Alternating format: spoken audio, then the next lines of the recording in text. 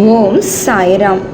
எனதருமை பிள்ளையே, சில நேரங்களில் நீ சிறந்ததான ஒன்றை பெற வேண்டுமானால் சில மோசமானவற்றை சந்திக்க வேண்டிதான் இருக்கும்.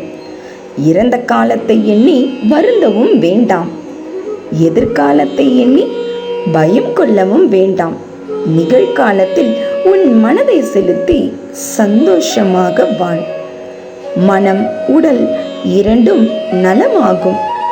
இரண்டும் நலமாக இருந்தால்தான் நீ வெற்றி கொள்ளும் போது முழுமையான சந்தோஷத்தை அடைந்து மன நிறைவு அடைய முடியும். இன்று கந்த சஷ்டி விரத நாள். கந்த பெருமானோடு உனக்கு தெய்வ வாக்கு சொல்ல வந்திருக்கின்றேன். இந்த முருகனின் வேலை தொட்டு விட்டாய்தானே? நீ நினைப்பது எல்லாம் இனி நல்லதாக இருக்கும்போது நடப்பதும் நல்லதாகவே இருக்கும். கலங்காதே, துன்பம் எல்லாம் தீர்ந்து முருகன் அருளால் நல்லதே நடக்கும். இந்த நொடி வரை துன்பத்தில் இருக்கும் உனது வாழ்க்கை இனி இன்பமாக மாறப்போகிறது. நான் உன்னுடன் தான் இருக்கிறேன். கண் கலங்க வேண்டாம், நல்லதே நடக்கும். யாம் இருக்க பயமேன்?